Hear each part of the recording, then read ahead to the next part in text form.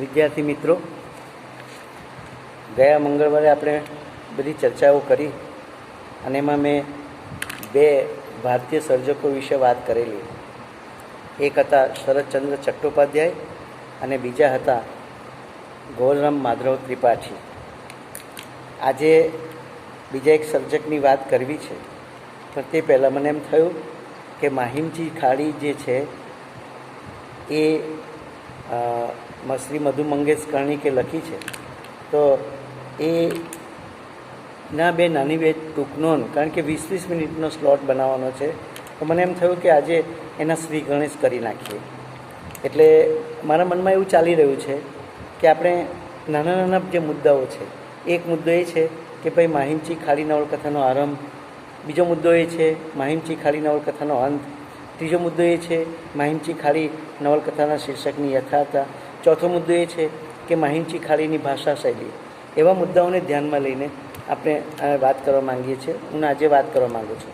જો સમય હશે તો હું બીજો પણ એક આજે હું પ્રેમચંદ વિશે વાત કરવાનો હતો, તો મને એમ થયું કે આપણે આજે આ નવલકથાની શરૂઆત તો કરીએ, પ્રારંભ તો કરીએ.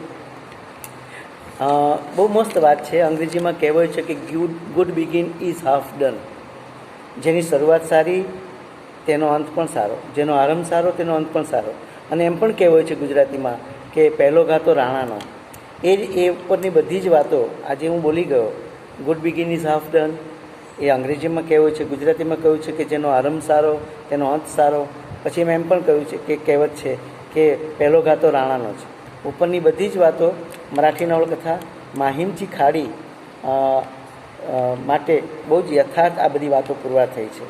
નવલકથાનો આરંભ, આપણી આ માહિમજી ખાડી નવલકથાનો આરંભ અબ્બાસ જેવા નાના છોકરાના વિસ્મયથી થયો છે. નાના છોકરાને હજી આ દુનિયાદારીનું ભાન નથી, સારા નરસાના ભેદ પારખવાની હજી એનીમાં ક્ષમતા નથી.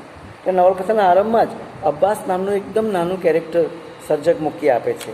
હવે એને દુનિયાદારીનું ભાન નથી, સારા નરસાનો ભેદ એ પારખી શકવાની એનામાં શક્તિ નથી. તો એ છોકરો એના મા બાપ સાથે વરલીની ઝૂંપડપટ્ટીમાં રહેતો હતો.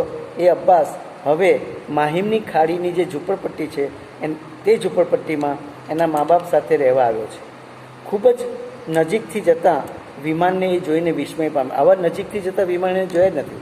વરલીની ખાડીમાં રહેતો હતો, વરલીમાંની ઝૂંપડપટ્ટીમાં રહેતો હતો ત્યારે આ વિમાનોને જોવા નથી મળ્યા. પણ અહીંયા એને આ બધા વિમાનો જતા આવતા વિમાનો જોઈ છે અને ગભરાઈ પણ ગયો, કારણ કે એનો અવાજથી એ ગભરાઈ પણ ગયો. માહિમની ઝૂંપડપટ્ટી વરલીની ઝૂંપડપટ્ટી કરતાં મોટી હતી. વરલીની ઝૂંપડપટ્ટીમાં રાતે સૂતી વખતે ઠૂંઠિયું વળીને સૂવું પડતું. આ નવલકથાનો આરંભ છે, જરાક વિચારજો. તો એ હમણાં અબ્બાસ વિચારી રહ્યો છે કે વરલીની જે ઝૂંપડપટ્ટી હતી એમાં સૂતી વખતે ઠૂંઠિયું વળીને સૂવું પડતું હતું. આ ઝૂંપડપટ્ટીમાં તો એ આળોટી શકતો હતો. આરંભમાં જ લેખકે ભાવકને, આપણને બધાને, તમે પણ ભાવક છો, હું પણ ભાવક છું, તો આવા ભાવકને એમણે નિર્ધનતા શું છે, લાચારી શું છે, નિસહાયતા, દુર્ગંધ વગેરેનો પરિચય ધીમે ધીમે આપણને કરાવી દીધો છે. એટલે નવલકથાની શરૂઆતમાં જ આ બધું ખ્યાલ આવી જશે. આ પણ એક જિંદગી છે. મેં કહ્યું ને કે આપણે તો બંગલાઓમાં, સોસાયટીમાં, રો હાઉસમાં, એપાર્ટમેન્ટમાં રહીએ છીએ, પણ આ ઝૂંપડપટ્ટીની પણ એક દુનિયા છે. એ લોકોની પણ એક અજબની જિંદગી છે. અબ્બાસના નાકમાં ખાડીના ગંધાતા કાદવની વાસ ઘૂસી ગઈ છે. આ જે ખાડી છે એનો જે પેલો કાદવ છે એટલો ભયંકર ગંધાય છે, એની વાસ એના નાકમાં ઘૂસી ગઈ છે. આ વાસથી ટેવાઈ જવાનું હતું. અબ્બાસે આ વાસથી ટેવાવાનું હતું. આ વાસથી એ પરિચિત ન હતો. આ વાસથી એ નહોતો પરિચિત, કારણ કે વર્લિનમાં રહેતો હતો. હવે એ માહિમની ખાડીમાં રહેવા માટે આવ્યો છે. પણ હવે એને ટેવાઈ જવું પડે. જાણે એને થાય છે કે આ વાસ કેવી છે, તો કે જાણે સડી ગયેલા ઈંડાને માછલીની જ વાસ, બીજું કોઈ વાસ તમને, બીજી કોઈ સુગંધ તમને જોવા ન મળે. બસ આ જ વાસ આ વસ્તીમાં હતી. અબ્બાસના જીવનની શરૂઆત જ આવા વાતાવરણથી થઈ હતી. હવે તમે જુઓ કે અબ્બાસનું જે જીવનની શરૂઆત છે એ આવા વાતાવરણથી થઈ હતી. તો એની પાસે બીજી શું અપેક્ષા રાખી શકાય? જેના જીવનની શરૂઆત જ આવાથી થઈ છે, તો એને એવા અબ્બાસ પાસે આપણે બીજી શું અપેક્ષા રાખી શકીએ? એવા ઝૂંપડપટ્ટીના લોકો પાસે પણ આપણે શું અપેક્ષા રાખી શકીએ? ઝૂંપડાની બારણાની સામે જ એ ઝૂંપડું જે એનું હતું એની સામેના ભાગમાં પૂર્વ દિશામાં એણે નજર દોડ્યું તો ઘોડબંદર ફેલાયેલો હતો. ઘોડબંદર એક રસ્તો છે અને એક વિસ્તાર છે. આ ઘોડબંદર ફેલાયેલો હતો, એ રસ્તો હતો અને એના પરથી સ્કૂટર, મોટર, બસ અને એ બધું એના દોડાદોડી કરતી જોઈને એને થોડોક આનંદ થયો. આટલો વાહન એણે કદી જોયો નહોતો અને આ ઘોડબંદરના જે રસ્તા છે એના પરથી જે વાહનો જઈ રહ્યા છે એ જોઈને એને આનંદ થયો. આ જ દ્રશ્ય બસ એના મેં તમને કહ્યું કે નવલકથાની શરૂઆતમાં તો એ નિરાશામાં ડૂબી ગયો છે, પણ આ બસનો વ્યવહાર છે, વાહનોનો જે વ્યવહાર છે એ જોઈને એને જરાક આનંદ થતો. આ દ્રશ્ય જ એના આનંદમાં વધારો કરનારું હતું. આ એક જ દ્રશ્ય હતું એના આનંદમાં વધારો કરનારું. રસ્તાની એક બાજુ ઘોડબંદર છે તો રસ્તાની બીજી બાજુ માહીમની ખાડી પથરાયેલી છે. દૂર સુધી આ માહીમની ખાડી પથરાયેલી હતી. ખાડીની પેલે પાર તમે નજર કરો, ખાડીની પેલે પાર નજર તમે કરો તો સમુદ્ર હતો, બહુ મોટો સમુદ્ર હતો. એની એ બે વચ્ચે, ખાડી અને સમુદ્રની વચ્ચે એક બસ બેની વચ્ચે લીલી ઝાડી હતી. સમુદ્ર દૂર હતો, રસ્તાની આ બાજુ ઘોડબંદરની આ બાજુ માહીમની ખાડી આવે, ખાડીની અને સમુદ્રની વચ્ચે લીલી ઝાડી, પેલા કાંટાળે વનસ્પતિ બધી ઉગી નીકળી હતી. બીજી બાજુ દૂર દૂર, એક બાજુ આ પરિસ્થિતિ છે તો બીજી બાજુ દૂર દૂર સફેદ અને પીળા બંગલાઓ, એપાર્ટમેન્ટો તમને નજરે આવે.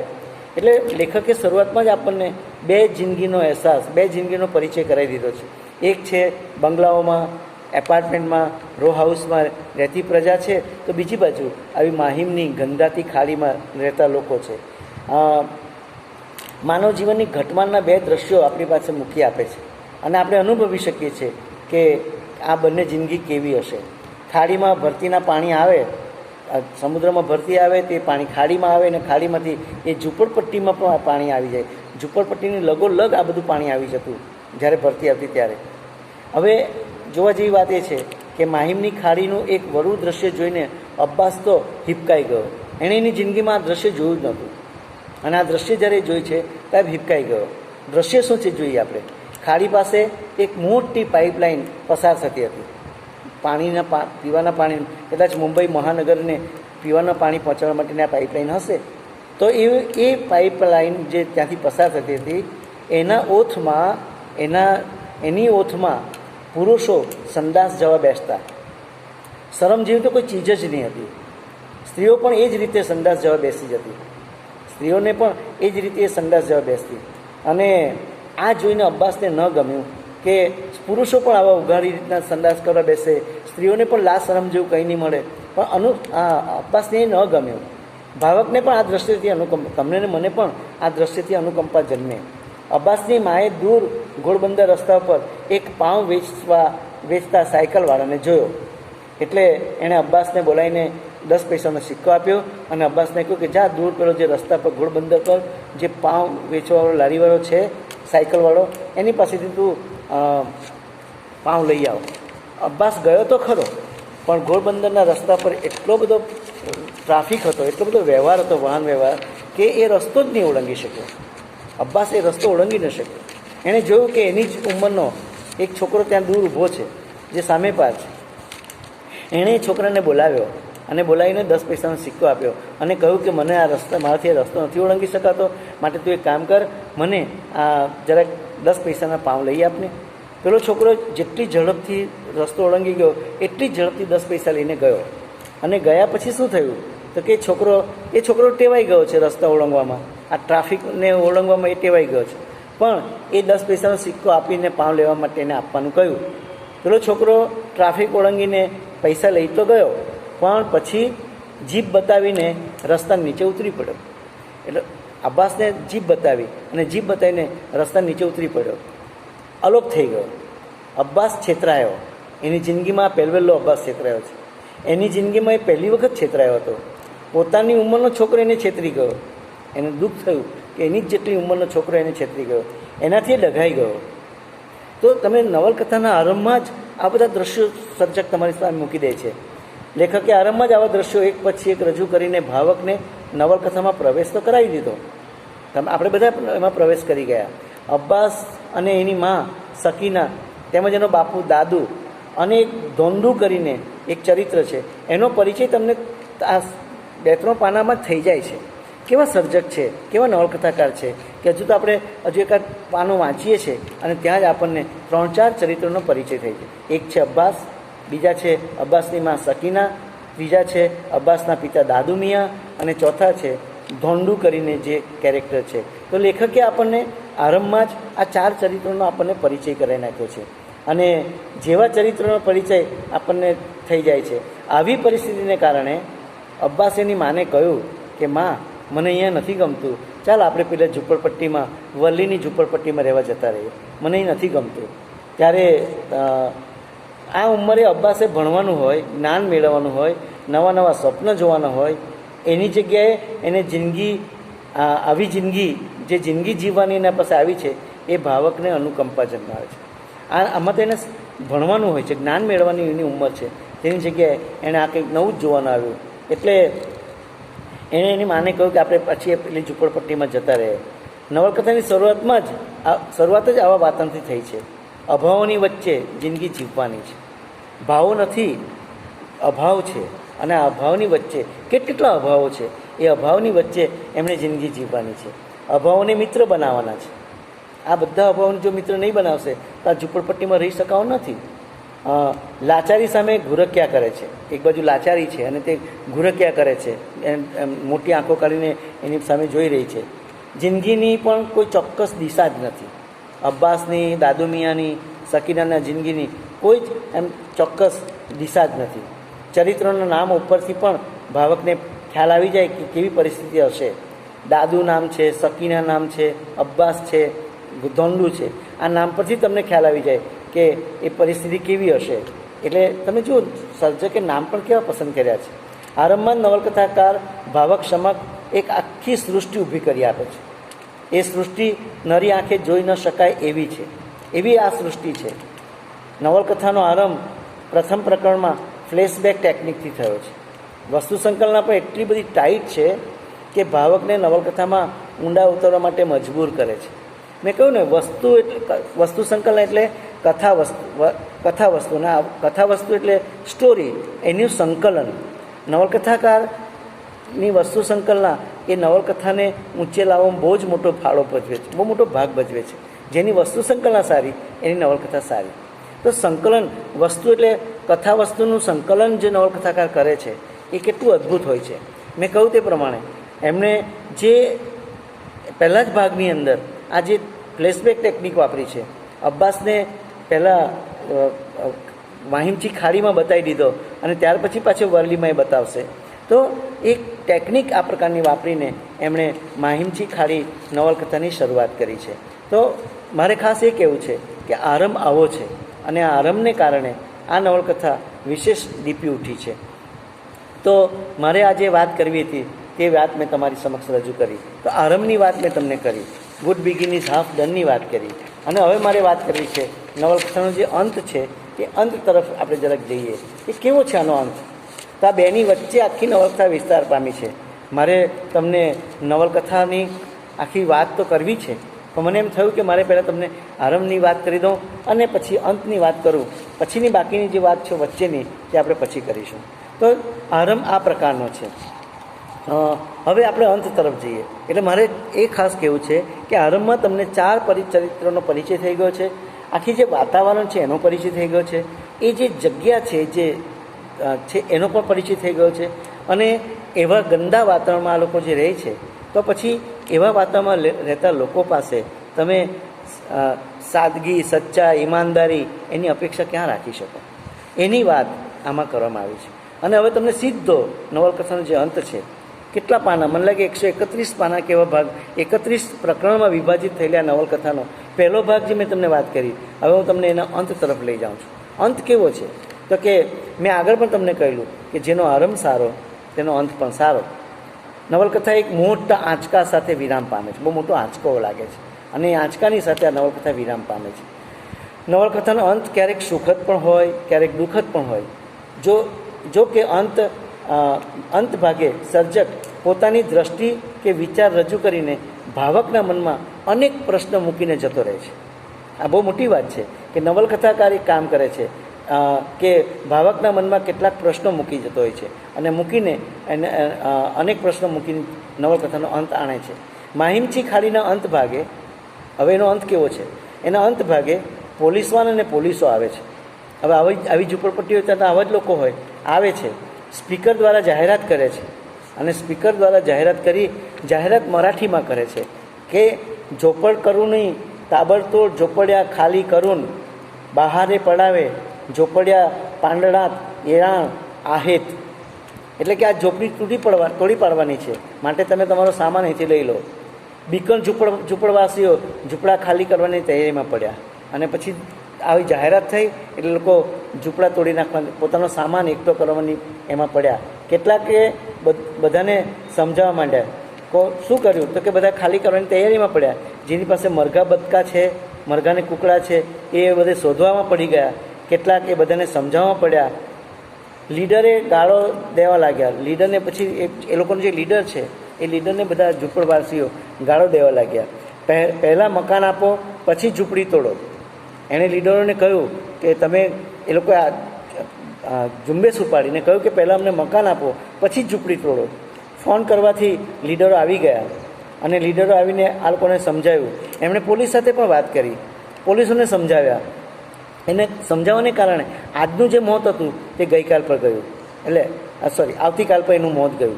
અહીંથી કેમ ઝૂંપડપટ્ટી તોડવાની હતી તો કે અહીંથી મોટો રસ્તો પસાર થવાનો હતો. એમાં જ સૌનું કલ્યાણ છે. જે લીડરો આવ્યા, લીડરો સમજાવ્યા કે અહીંયાથી બહુ મોટો રસ્તો પસાર થાય છે, રસ્તો પસાર થાય છે એટલે આજુબાજુ દુકાનોને બધું આવશે, રોજીરોટી મળી રહેશે, એમાં જ સૌનું કલ્યાણ છે એવું એમને કહ્યું. એમ લીડરોનું કહેવું હતું. જેમને મકાન જોઈએ, જો મકાન જોઈતું તો તેમણે બધા ગોરેગાંવ જવાનું અને ગોરેગાંવમાં તમને આ ઝૂંપડીની જગ્યાએ, ઝૂંપડીના બદલે તમને મકાન મળશે, પણ તે અહીંયા નહીં, ગોરેગાંવમાં મળશે, ત્યાં મકાન મળશે. પછી લીડરોએ જિંદાબાદના નારા લગાવ્યા કે એ લોકો જીતી ગયા છે એવા નારા લગાવ્યા, પણ કોઈએ એ નારા ઝીલ્યા નહીં. એ નારા કોઈ ઝીલ્યા નહીં અને ધીમે ધીમે ઝૂંપડપટ્ટી ખાલી થવા માંડી, ખાલી થઈ ગઈ ખાસ. અને કોઈ થોડા ઘણા લોકો રહી ગયા. જેઓ ઘણા વર્ષોથી રહેતા હતા એમણે ઝૂંપડી ખાલી નહીં કરી. એ કોણે નહીં કરી તો એક મદ્રાસી હતો તેણે, પછી બીજો કિશન,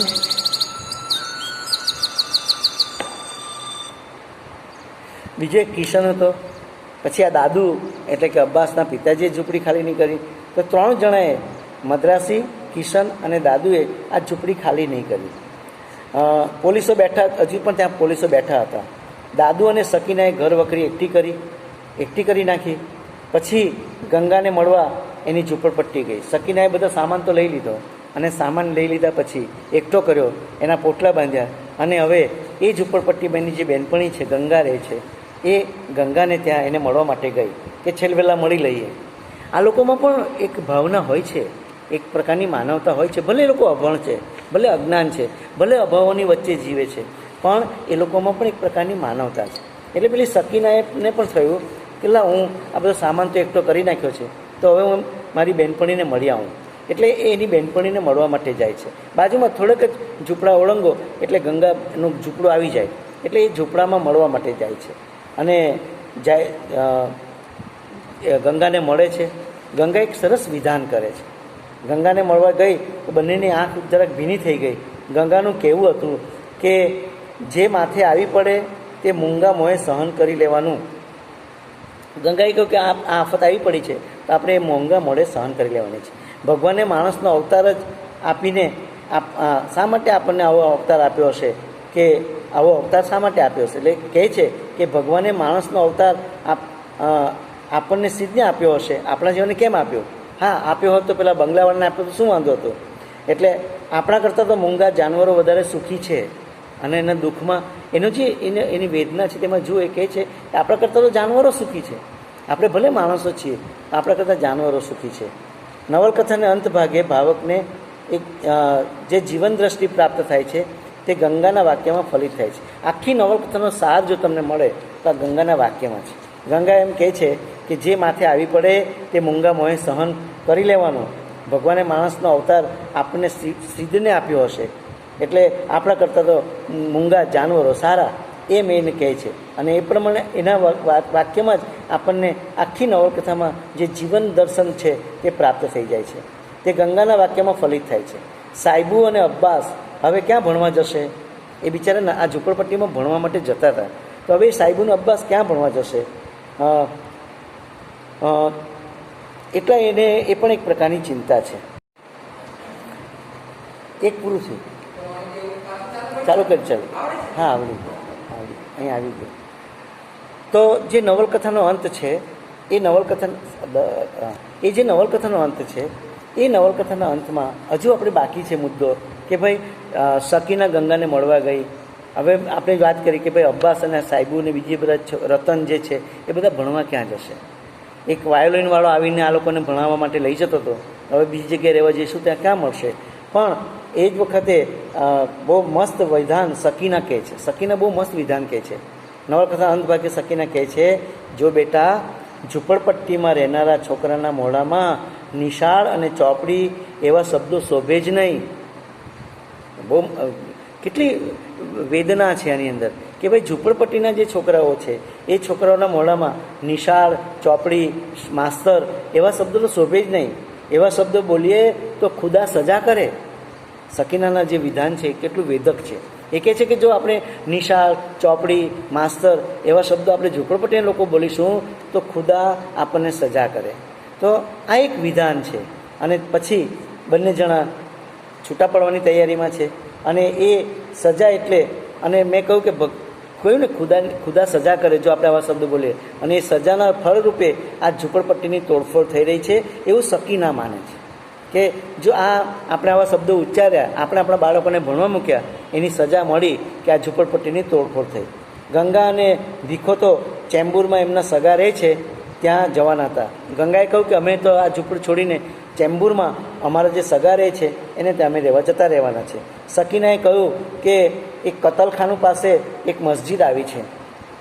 સકીના ક્યાં રહેવા જશે? તેણે કહ્યું કે સકીનાએ કહ્યું કે એક કતલખાનું છે, એ કતલખાનાની બાજુમાં મસ્જિદ છે, એ મસ્જિદમાં થોડા દિવસથી પોતે રહેશે અને પછી સકીનાના જાતવાળા મદદ કરવા આવવાના હતા. એણે કહ્યું કે અમે મસ્જિદમાં થોડા દિવસ રોકાઈશું અને પછી અમારા જાતવાળા અમને લેવા માટે આવશે. તમે જુઓ અંત ભાગે કેવી કરુણતા છે. જે ઝૂંપડપટ્ટીમાં સુખ દુઃખથી રહેતા, સુખ ઓછું દુઃખ વધારે, એમાં રહેનારા માણસો જ્યારે છૂટા પડે છે ત્યારે આવી રીતના ભેગા થાય છે. ગંગાને તો મંદિરમાં નિવાસ કરવાનું નસીબમાં નહોતું. સકીનાને તો મસ્જિદમાં રહેવા માટે પણ રહેવાની પણ જગ્યા હતી. પણ ગંગા જેવી સ્ત્રી, જે હિન્દુ સ્ત્રી છે, એને તો મંદિરમાં રહેવા માટે પણ જગ્યા નથી. મોટા મોટા મંદિરો બનાવ્યા છે પણ આ ગરીબો માટે આ મંદિરો નથી. ભગવાન પણ કેવો છે, મંદિરમાં રહેનારો ભગવાન કે જે એની દ્રષ્ટિ આવા ઝૂંપડપટ્ટીના લોકો પર કેમ ન પડે?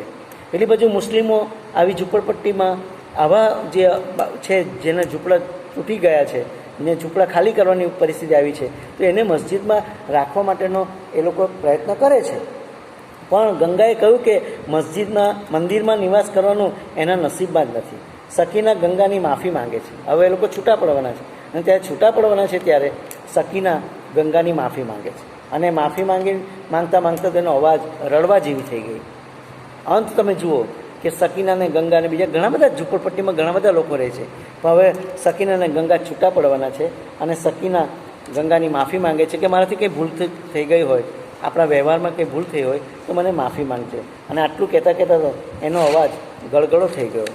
ઝૂંપડાવાસીઓમાં પણ આત્મા જેવું કંઈ હોય છે. અને તમે જોઈ શકો છો કે આ ઝૂંપડપટ્ટીમાં રહેતા લોકોમાં પણ આત્મા જેવું હોય છે. એને પણ હૃદય છે. અને એટલા માટે જ આ સકીના ગંગા પાસે માફી માંગે છે. અને એવો પાપી કે નિષ્ઠુર નથી હોતા, એટલા બધા પાપી કે નિષ્ઠુર નથી હોતા. મેં કહ્યું ને પેલા ચિત્રલેખામાં ભગવતીચરણ વર્મા કહે છે, ન મનુષ્ય પાપ કરતા है न मनुष्य पुण्य करता है, वो सिर्फ वही करता है जो उसे करना पड़ता है. ભગવતીચરણ વર્માની નવલકથા છે ચિત્રલેખા, એમાં આ વાત વિધાન આવે છે. આમ આ લોકો આવા છે. એ લોકો એટલા બધા નિષ્ઠુર નથી હોતા. ગંગાનો દીકરો ભીખો તો પાઇપલાઇને પહોંચી ગયેલો, સામાન તૈયાર થઈ ગયો છે તો પેલો ભીખો જે છે એ ભીખો તો ઠેઠ નજીક જે પાઇપલાઇન છે એ પાઇપલાઇન પાસે પહોંચી ગયેલો. ભીખોને એક રોગ લાગુ પડી ગયો છે. એ રોગ બહુ ભયંકર રોગ લાગુ પડ્યો છે. તો ભીખો તો આવો ભીખો પાઇપલાઇન પાસે પહોંચી ગયેલો. અને ત્યારે એ જે પાઇપલાઇન પાસે જે ગેંગ બેઠી છે, સામુ નામના કેરેક્ટર ચરિત્રની આખી ગેંગ છે, એ ગેંગ બેઠેલી હતી. એમાં એક મંટુ નામનો છોકરો હતો જે ભીખાની ઉંમર જેવો જ હતો. ભીખાની ઉંમર જેટલી જ એની ઉંમર છે. એ મંટુ જેવા જ છોકરાએ એ ત્યારે ત્યાં પહોંચ્યો ત્યારે ભીખાને તો એક રોગ લાગ્યો છે, બહુ ભયંકર રોગ છે. મંટુએ કહ્યું કે તને એ રોગની દવા બતાવું. આમ કરીને એને થોડે દૂર લઈ ગયો. બધા જ પાઇપ પર બધા બેઠા છે એનાથી એને જરાક દૂર લઈ ગયો. એટલે ભીખો અને મંટુ એને દૂર લઈ ગયો ભીખાને. કેમ તો કે પેલી રોગની જે દવા છે એ બતાવી છે, પણ બધાની વચ્ચે બતાવી શકે એમ નથી, એટલે એને દૂર લઈ ગયો. અને પછી કહી દીધું પહેલાં કે આ દવા કરવામાં પૈસો તો એક પણ ખર્ચાવાનો નથી, આ દવા મફત જ છે. એટલે ભીખાને તો આનંદ થયો કે મફતની દવા છે એટલે આપણે એમાં પૈસા ખર્ચવાના નથી. પણ એમાં એક જોખમ પણ રહેલું છે, એટલે દવામાં જોખમ પણ છે એવું એણે કહ્યું. ત્યારે ભીખાએ કહ્યું અને મંટુએ કહ્યું કે જોખમ છે, તો ભીખો બોલી પડે છે, સાલા મને તો હવે જિંદગીનો કંટાળો આવે છે, એટલો રોગ લાગુ પડ્યો છે કે જિંદગીનો પણ મને કંટાળો આવે છે. તો પછી એમાં જોખમની તો વાત જ ક્યાં છે? તું મને દવા બતાવ, કઈ દવા છે? મંટુએ ઈલાજ સૂચવ્યો અને તરત જ મંટુ એક ઈલાજ સૂચવે છે, બહુ ભયંકર ઈલાજ સૂચવે છે.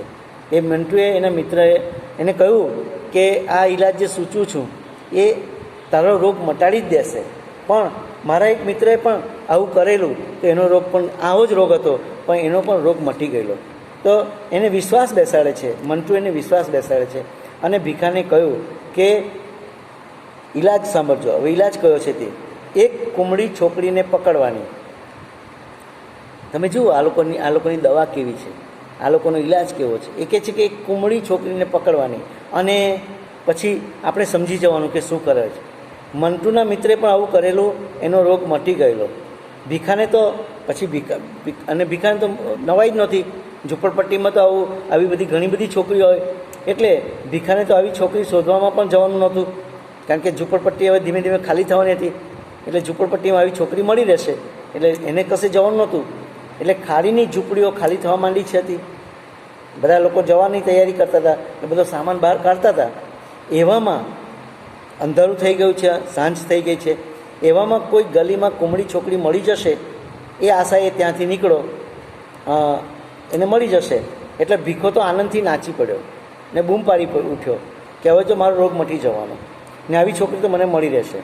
ભીખો તૈયાર થઈ ગયો. રોગથી ખૂબ પીડાતો હતો. અંધારું થઈ ગયું હતું. એણે એક છોકરીને અંધારામાં જોઈ, એણે દૂરથી એક છોકરીને જોઈ અંધારામાં, કે કોઈ છોકરી જ છે.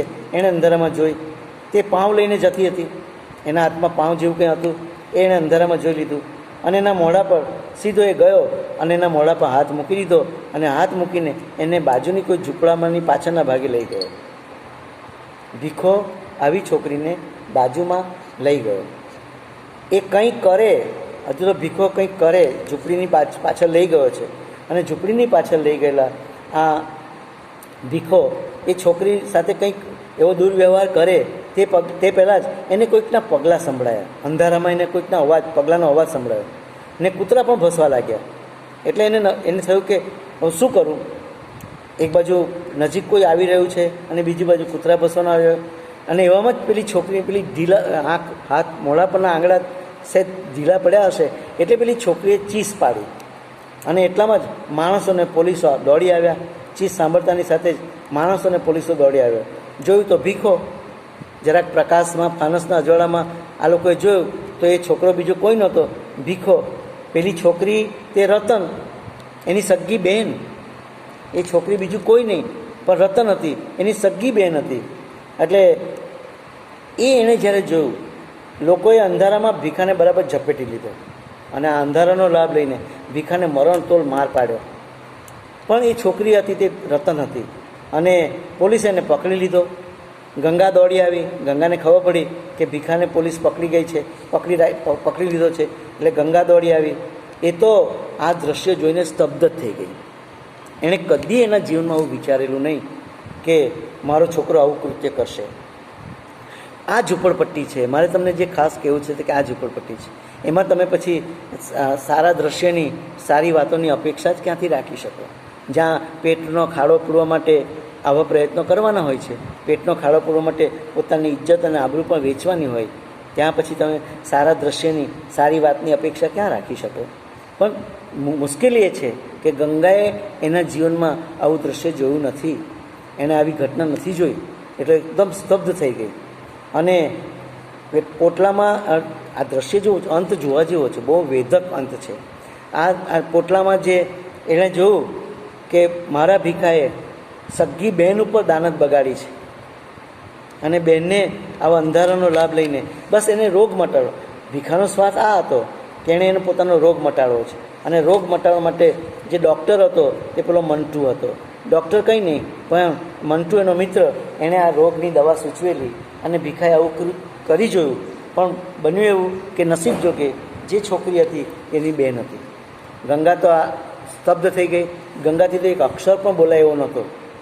હજુ તો સકીના મળીને ગઈ જ છે, અને ત્યાં એણે આ જોયું, અને તે દોડી આવી, જોઈને આ દ્રશ્ય જોઈને એ સ્તબ્ધ થઈ ગઈ. પછી નજીક જ એનું ઝૂંપડું છે, એ ઝૂંપડા પાસે ગઈ, પોટલામાં મૂકેલી સાંઈબાબાની છબી કાઢી પોટલામાંથી. સાંઈબાબાને માનતી હશે, ભગવાનને માનતી હશે, એટલે પેલી સાંઈબાબાની જે પોટલામાં સાંઈબાબાની ફોટો મૂકેલો હશે, સાંઈબાબાની જે છબી હતી એ કાઢી અને ગુસ્સાથી આપણું જે ઘોડબંદર છે, રસ્તો છે, એ તરફ સાંઈબાબાની જે છબી છે તે ફેંકી દીધી. એના ભગવાન પરથી ભરોસો ઉઠી ગયો. જે સાંઈબાબા માનનારી હતી, બસ એને સાંઈબાબા પરથી ભરોસો ઉઠી ગયો. બસ એ જે છબી હતી એ ઘોડબંદર પર તરફ ફેંકી, અને એણે જોયું દૂર કે ઘોડબંદર પર ફેંકેલી છબી પરથી પસાર થઈ કેટલાક ખટારાઓના પૈંડા એ છબી પરથી પસાર થઈ ગયા, અને છબી તૂટી ગઈ, અને છબીના ટુકડા થઈ ગયા. આ દ્રશ્ય જોઈને ગંગા રડી પડી. એને રડું આવી જાય છે. અને આવા ગરીબ, લાચાર, અભણ, નિસહાય લોકોને ભગવાન ઉપર પણ ભરોસો રહ્યો નથી. ભગવાન હોત તો કદાચ ભીખાને કંઈક સમજણ આપી હોત, સારી બુદ્ધિ આપી હોત, સારી સમજણ આપી હોત, તો ભીખો કદાચ આવું કૃત્ય ન કરતે. એટલે મારે ખાસ કહેવું છે કે આવા લોકો જે બિચારા ગરીબ છે, લાચાર છે, અભણ છે, નિસહાય છે, એવા લોકોને તો ભગવાન ઉપર પણ ભરોસો નથી રહ્યો. તો પછી જીવતા જાગતા માણસો પર તો એને ક્યાંથી ભરોસો હોય? તો એની આજુબાજુ જે માણસો રહે છે એના પર તો એને ક્યાં ભરોસો હોય? એટલે જ ખાસ તો મેં કહ્યું કે એવા જીવતા જાગતા માણસો પર હવે એનો ભરોસો નથી રહ્યો. આવા લાચાર માણસો માટે તો ધ ગોડ ઇઝ ડેથ એમ કહેવું યોગ્ય છે. ધ ગોડ ઇઝ ડેથ એ જ એના માટે યોગ્ય છે. અંત ભાગે ભાવકના હૃદયને ભયંકર આહત કરનારી વેદના, આ જે ઘટના છે એ ભાવકોને બહુ ભયંકર વેદના ઉપજાવે છે. એક પ્રકારનો આંચકો આપી જાય છે. આપણા હૃદયને પણ એક પ્રકારનો આંચકો આપી જાય છે. તો આવા આંચકા સાથે આ નવલકથા વિરામ પામે છે. મારે જે ખાસ કહેવું છે કે એ જે ઘટના છે કેટલી બધી ભયંકર છે. અંત ભાગે ઠેસ જરૂર પહોંચે છે, અને ભાવકને, આપણને બધાને જ્યારે અંત વિચારીએ છીએ ત્યારે આપણને એક ચોક્કસ પ્રકારનો ઠેસ પહોંચે છે. પણ માનવ જીવનની આ જ પણ એક વાસ્તવિકતા છે. આપણી એક વાસ્તવિકતા છે. એક તરફ આપણે ભગવાનની ભક્તિ કરનારા મંદિરોમાં હજારો લોકોને જોઈએ છે, તો બીજી બાજુ આવા પણ લોકો છે. મનુષ્ય જીવનની આપણી એક વાસ્તવિકતા છે, અને એ વાસ્તવિકતા આપણે ભૂલવી ન જોઈએ. મારે જે ખાસ કહેવું છે તે આ છે કે આપણે આ વાસ્તવિકતા પર પ્રકાશ પાડવો જોઈએ. અત્યાર સુધીના મોટાભાગના સર્જકોએ આપણી મનુષ્ય જીવનની જે સામાજિક વાસ્તવિકતા છે અને જે સાંસ્કૃતિક વાસ્તવિકતા છે એના ઉપર પ્રકાશ પાડ્યો છે. પણ સામાજિક વાસ્તવિકતામાં પણ આ જે ઝૂંપડપટ્ટીના લોકો છે એના જીવન ઉપર પ્રકાશ પાડનારા સર્જકો ઓછા હતા. પણ આપણને મરાઠીમાં આપણને માહિમચી ખાડી એક એવી નવલકથા મળે છે કે જે આ ઝૂંપડપટ્ટીના લોકોની જે જીવનની વાસ્તવિકતા છે એના પર પ્રકાશ પડે છે. ને પેલું વાક્ય છે ને, જે એક પંક્તિ છે જીવનની ઘટમાળ એવી, સુખ અલ્પ દુઃખ થકી ભરેલી. બસ આપણા જીવનની ઘટમાળ જ એવી છે કે એમાં સુખ ઓછું છે અને દુઃખોથી ભરેલું છે. અને એવા એક નકરા સત્ય સાથે આ નવલકથા વિરામ પામે છે. તો મારે તમને ખાસ એ કહેવું છે કે એક તરફ અબ્બાસ, સકીના, દાદુ અને પેલો ધોંડુ, એનાથી નવલકથા શરૂ થાય છે, એનાથી નવલકથા આરંભ પામે છે. અને આરંભમાં પણ એક પ્રકારની નિરાશા છે અબ્બાસમાં, અબ્બાસમાં એક પ્રકારની નિરાશા છે, અને નિરાશા એ છે કે એને આ ઝૂંપડપટ્ટી નથી ગમતી. એની માને કહે છે કે માં, આપણે બીજી જગ્યાએ રહેવા માટે જતા રહીએ. પણ મારે એ પણ છે કે ત્યારે એની મા એમ કહે છે, એની મા એને કહે છે કે દીકરા, આપણા માટે તો આ ઝૂંપડી જ બરાબર છે, એ જ યોગ્ય છે, આપણે ક્યાં જઈશું? તો આવા એક નિરાશા સાથે નવલકથા શરૂ થાય છે, અને અંતમાં એક મોટો આઘાત આપે છે આપણને કે ભીખા જેવો ભીખો પોતાના સ્વાર્થ માટે, પોતાના રોગને દૂર કરવા માટે પોતાની સગી બહેન ઉપર દાનત બગાડતા અચકાતો નથી. તો એક નિરાશાની સાથે શરૂ થયેલી નવલકથા અંત ભાગે આપણને એક બહુ મોટો આઘાત આપે છે. તો આ બેની વચ્ચે જે નવલકથા છે એની વાત તો હવે આપણે પછી કરીશું, પણ મારે તમને બે મુદ્દાઓની વાત કરવી છે. કેવો આરંભ છે અને અંત પણ કેવો છે. કેટલી ટાઈટ એની વસ્તુ સંકલના છે. વસ્તુ સંકલના પણ કેટલી ટાઈટ છે કે આપણને આખી નવલકથા અંત સુધી જકડી રાખે છે. તમે એક પાનું વાંચો છો અને તમને આ નવલકથા છોડવાનું મન ન થાય. બસ આ તો વસ્તુ સંકલના છે. મારે તમને એ પણ કહેવું છે કે આ નવલકથા છે, નવલકથાના ઘટક તત્વો તો તમે જાણતા હશો. કથા વસ્તુ, ચરિત્રલેખન, વસ્તુ સંકલના, વાતાવરણ, જીવન દર્શન, ભાષા શૈલી, આ બધા એના ઘટક તત્વો છે. સંવાદો, આ એના ઘટક તત્વો છે. અને એ ઘટક તત્વોમાં બે ઘટક તત્વો બહુ જ મહત્ત્વના છે. એક છે વસ્તુ સંકલના અને બીજું છે જીવન દર્શન. તો આ નવલકથાની જે વસ્તુ સંકલના છે, કથા વસ્તુનું સંકલન, એટલે આ નવલકથાકારે એટલું અદ્ભુત કર્યું છે કે આપણને નવલકથા છોડવાનું મન જ નથી થતું. એક ભાગ પૂરો થાય છે, એને આ નવલકથાકારે 31 પ્રકરણોમાં વિભાજિત કરી છે. એવું નામ નથી આપ્યું પ્રકરણ, પણ નંબર 1, 2, 3 આપ્યા છે. પણ તમે એક નંબર વાંચો એટલે તમારે બીજો નંબર વાંચવો જ પડે, બીજી ઘટનામાં તમારે જવું જ પડે. અને તમે ક્યારે એમાં જતા રહો છો તમને પોતાને ખબર નથી પડતી. ભાવકને પોતાને ખબર નથી પડતી કે હું બીજી ઘટનામાં ક્યારે ઉતરી પડ્યો. આ છે વસ્તુ સંકલના. અને મેં કહ્યું કે બીજું જે મહત્ત્વનું ઘટક છે, અને તે ઘટક છે તે જીવન દર્શન, ફિલોસોફી ઓફ લાઈફ. એક નવલકથાકાર પોતાની નવલકથા દ્વારા એક જીવનનું દર્શન કરાવે છે. અત્યાર સુધી આપણને કદાચ ગુજરાતીમાં આવી નવલકથા પ્રાપ્ત ન પણ થઈ શકી હોય, આપણે કદાચ આપણા અભ્યાસમાં ન આવી હોય. પણ તમે જુઓ, મરાઠીમાંથી ગુજરાતી અનુવાદ દીપક મહેતા કરે છે, અને એટલો અદ્ભુત અનુવાદ કર્યો છે કે જેમાં આપણને જે મરાઠીમાં લખાયેલી, મરાઠીમાંથી હિન્દીમાં આવી અને હિન્દીમાંથી ગુજરાતીમાં આ રૂપાંતર પામનારી આ નવલકથા, ખરેખર એનો આરંભ એટલો અદ્ભુત છે. તો અંત પણ બહુ વેધક છે. અબ્બાસ છેતરાયો. અબ્બાસ જ્યારે એના જીવનમાં પહેલવેલો છેતરાયો, અને છેતરાયો તે કોનાથી છેતરાયો? તો કે એની જ ઉંમરના એક છોકરાથી છેતરાયો છે. તો બીજી તમે જુઓ, અંત ભાગે માં જે ગંગા છે એ બિચારી જિંદગીથી કંટાળી ગઈ છે, જિંદગીથી છેતરાઈ ઉઠી છે. એને વિશ્વાસ હતો, એને પોતાના દીકરા ભીખા પર વિશ્વાસ હતો, અને ભીખાને રોગ મટી જાય એટલા માટે તો બિચારી પ્રયત્ન કરતી હતી. એ પોતે પ્રયત્ન કરતી હતી. એને ક્યાં ખબર હતી કે મારે આવા દિવસો પણ જોવાના આવશે? આ ઝૂંપડપટ્ટી ખાલી કરીશ ત્યારે મારે આવા દિવસો જોવાના આવશે કે પોતાની નાની એવી છોકરી રતન ઉપર એનો મોટો ભાઈ દાનત બગાડે અને એના રોગને મટાડવા માટે પ્રયત્ન કરે. તો એક બાજુ અબ્બાસ, નવલકથાની શરૂઆતમાં અબ્બાસ છેતરાયો છે. અબ્બાસે જોયું કે પાઇપલાઇનના ઓથે કેટલાય પુરુષો સંડાસ કરવા બેસે છે, અને કેટલી સ્ત્રીઓ પણ, એને તો પુરુષોનો પણ મલાજો પાડતી નથી, એ તો પુરુષોની સાથે જ સંડાસ કરવા બેસી ગઈ છે. આ દ્રશ્ય શરૂઆતમાં આપણને જોવા મળે છે. એ જેટલો આઘાત આપે છે એના કરતાં અનેક ગણો આઘાત આપણને આ અંત આપી જાય છે. એટલે ત્યારે એમ થાય છે કે નવલકથાનો આરંભ અને નવલકથાનો અંત જે છે એ બેની વચ્ચે હવે જે નવલકથા ચાલશે, હું તમને એને બધી વાત કરીશ, આપણે બહુ વિસ્તારથી એની વાત કરીશું, અને એને આપણે બરાબર પચાવવાનો પ્રયત્ન કરીશું. પણ જ્યારે મેં વાંચી ત્યારે, મેં જ્યારે માહિમચી ખાડીનો ભાવન કર્યું ત્યારે હું પણ હચમચી ગયો છું. અને મને એમ પણ લાગ્યું છે કે જીવનનું એક પાનું આ છે, તો મારું જીવન એ જીવનનું એક પાનું છે, તો કદાચ આવું માહિમચી ખાડીના ઝૂંપડપટ્ટીના લોકોનું એક જીવનનું બીજું પણ પાનું છે. આ બે પાનાઓ છે, અને આ બે પાનાની વચ્ચે મનુષ્ય જીવન આખું વિસ્તરણ પામેલું છે. તો આ અંત જે છે એ બહુ જ વેધક છે. અને એ અંતે પણ મેં કહ્યું તેમ આ પ્રકારની પરિસ્થિતિ કે જે છે જીવનની ઘટમાળ એવી, સુખ અલ્પ દુઃખ થકી ભરેલી, અને આવી જિંદગીમાં આપણે બધાએ જીવવાનું છે. આપણે તો ભગવાનને બહુ જ મોટો આભાર માનવાનો છે. ભગવાનનો એટલો બધો આભાર માનવાનો છે કે ભગવાન તે અમને આવી દશામાં તો નથી મૂક્યા, પણ એક ચિત્ર આપણને આ પણ મળે છે. આપણી જિંદગી છે એનો અહેસાસ આપણને આ નવલકથા કરાવી જાય છે. હવે પછીના પાને પાને શબ્દે શબ્દે આપણે એનો પરિચય મેળવીશું. તો મને આ નવલકથાનું ભાવન કરવાનું ગમ્યું છે અને મને તો આનંદ છે કે આવી એક નવલકથા મારે તમને અભ્યાસમાં તમારી સાથે એનો નવલકથાનો વાર્તાલાપ કરવાનો છે. મને આ બહુ જ ગમી છે. આપણે પાછા એને યાદ કરીશું અને હવે પછીના વખતમાં આપણે નવલકથાની કથા વસ્તુનો પરિચય મેળવીશું.